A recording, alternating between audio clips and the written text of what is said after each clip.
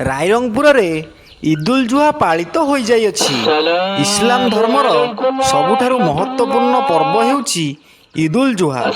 ପ୍ରତିବର୍ଷ ହଜ୍ ପରେ ଏହି ପବିତ୍ର ପର୍ବ ପାଳନ ହୋଇଥାଏ, ଯେଉଁଦିନ ଆଲ୍ଲାହଙ୍କୁ ଆନନ୍ଦର ସହ ତ୍ୟାଗ ଓ ବଳିଦାନରେ ଭକ୍ତି ସମର୍ପଣ କରାଯାଏ। ମୁସଲମାନ ଭାଇମାନେ ଆଜିର ଦିନରେ ପରସ୍ପରକୁ ଶୁଭେଚ୍ଛା ଜଣାଇବା ସହିତ ନମାଜ ପାଠ କରିଥାନ୍ତି।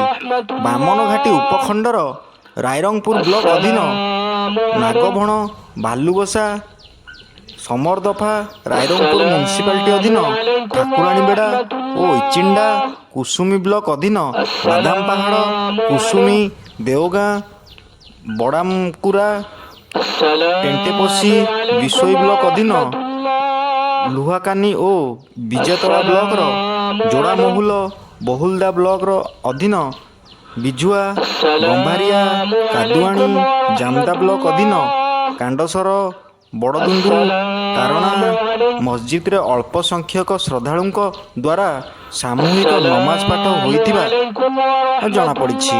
ଉପଖଣ୍ଡର ପ୍ରତ୍ୟେକଟି ଇଦଗାହରେ ବିଶ୍ୱ ଶାନ୍ତି ଓ ଭାଇଚାରା ପାଇଁ ପ୍ରାର୍ଥନା କରାଯାଇଥିଲା।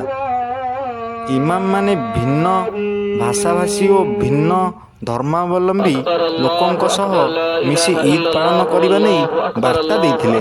ମୟୂରଭଞ୍ଜ ଜିଲ୍ଲାରୁ ଶ୍ୟାମଳନ୍ଦୁ ପରିଡ଼ାଙ୍କ ରିପୋର୍ଟ, ଓଡ଼ିଶା ନ୍ୟୁଜ୍।